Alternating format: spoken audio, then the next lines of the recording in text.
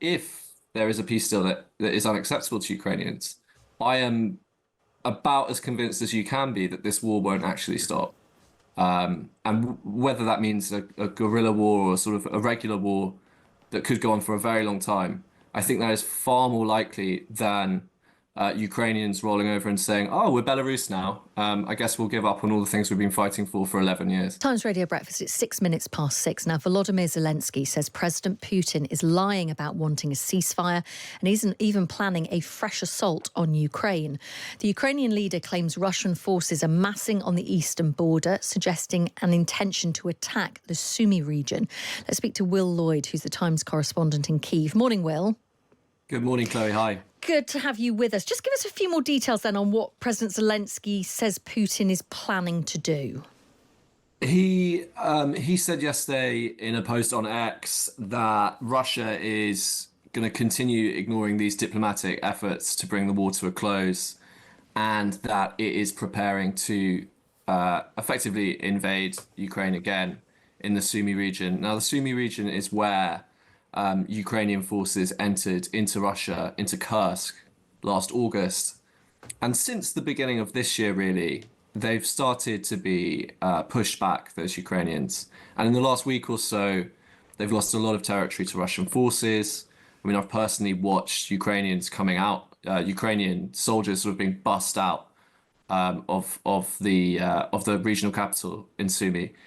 And they're preparing for what looks like it will be a major engagement. And one thing to bear in mind with all of this, and one thing that Ukrainians mention, is that these aren't just Russian forces. They're going to perhaps, if Zelensky's right, invade Ukraine.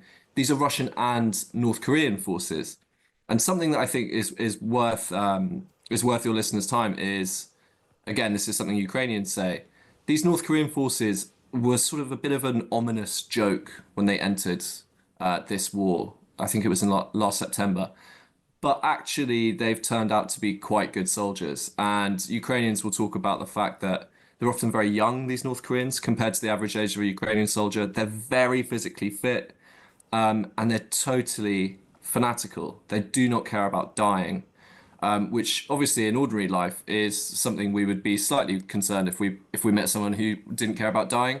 But for soldiers, that can actually be quite useful and quite spooky when you're fighting them.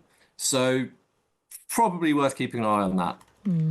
I know I was really interested reading your piece in the Times today, where you've been speaking to people who were effectively doing almost a voluntary course to prepare themselves to go on to the front line. And I was really fascinated by some of the conversations that you'd had with those Ukrainian men and their general attitude about the war and what they would accept as a peace solution and clearly what they would not. And this goes across almost every Ukrainian I've spoken to, not just guys who are, quite keen on fighting. I think Ukrainians look at any settlement to this war which opens the door to indirect rule from Moscow as a complete non-starter. Any Ukrainian president, whether it was Zelensky or somebody else, who agreed to a peace deal that allowed Russia to turn Ukraine into Belarus, that would be the last thing they did as a Ukrainian president. I mean, that is really the red line that we see consistently through polling all the way since the start of this war. For most Ukrainians, this war started 11 years ago now. They've been through a lot. Russia has done terrible things to this country. And so, there's been a softening about some territorial concessions. Maybe some Ukrainians, they've written off Crimea, for instance. They're not going to get that back. Maybe even some Ukrainians think it would be difficult for us to be in NATO. But in terms of, are we going to turn into Belarus? Are we going to allow our country to be turned into a vassal state by Moscow? That's just not going to happen. So those, or at least that's what they really, really do not want to happen.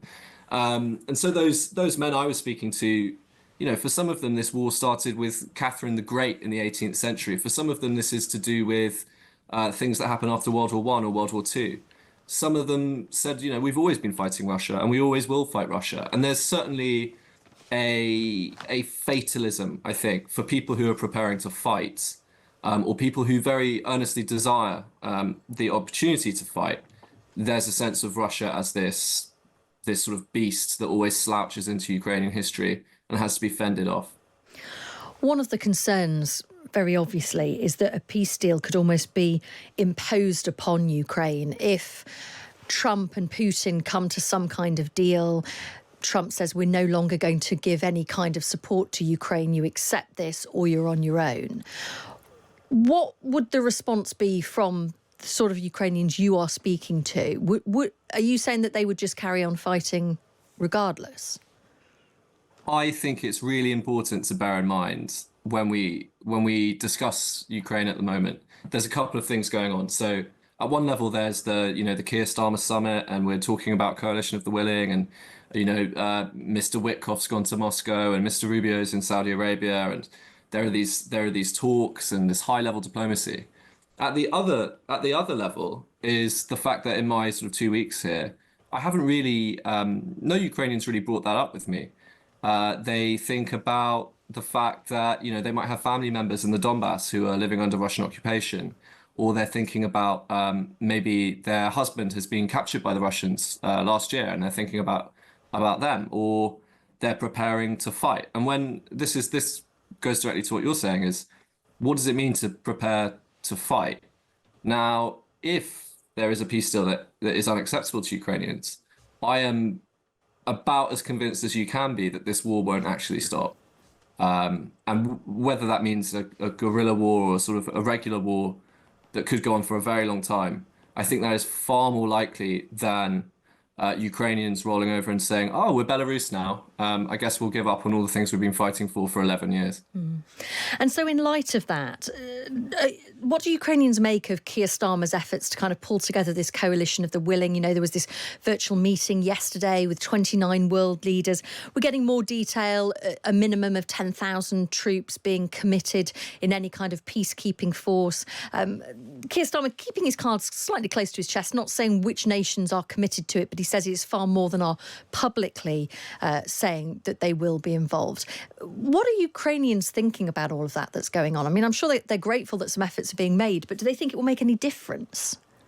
I think again, it's that fatalism in the sense that yes, people are people love Britain in Ukraine. I mean, more people bring up Boris Johnson than Keir Starmer, which apologies, Keir, but they do. There is a great residual love for Boris Johnson in this country.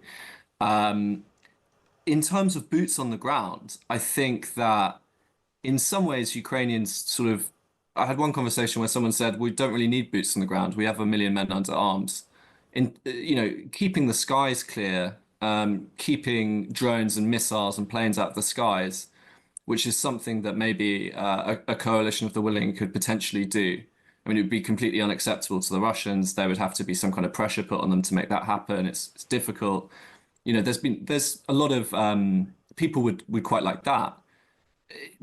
Does that mean that these discussions are having a huge impression on Ukrainian public consciousness?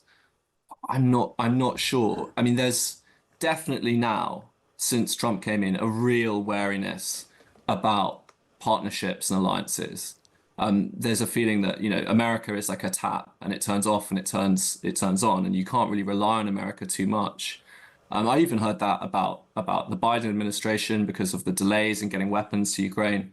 I mean, there's a sense in Ukraine that we're going to have to do this ourselves, and whether that means recruiting and training soldiers, or building drones, or developing long-range missiles, even like this is the kind of stuff that Ukrainians, wherever I speak to them, are realizing that they have to do themselves. Will, it's always good to speak to you. Thank you so much for coming on. Thank you. Take care. That's Will Lloyd. He is the Times correspondent in Kyiv. You can read his piece in the paper today and online. Really fascinating. Just the difference, really, between the conversations that are happening in the world, high level, Trump's negotiators, Putin's negotiators, conversations, things that have been put on X, Keir Starmer speaking to 29 world leaders, virtual summit, going to put boots on the ground in a peacekeeping force if necessary. And actually, for Will, speaking to Ukrainians on the ground, they're not even talking about that. It's about how their lives are individually affected, whether it is family members that they've lost, family members who are preparing to fight, and their view that people can have all the chats in the world. It is their country and they will fight on unless there is a deal which they find acceptable.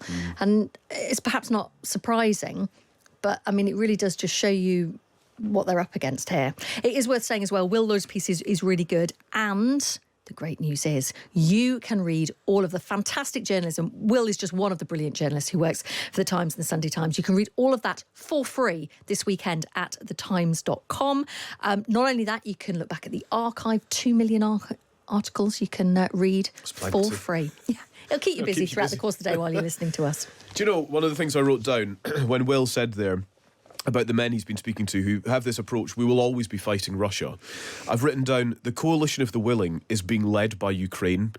And perhaps that's something that I haven't clocked in the last few weeks. We talk about Sir Keir Starmer trying to build this coalition of the willing. The Ukrainians are leading that, and they have been for years, and they feel like they will be for years. Will the war ever stop? Who knows? But they are leading the coalition of the willing.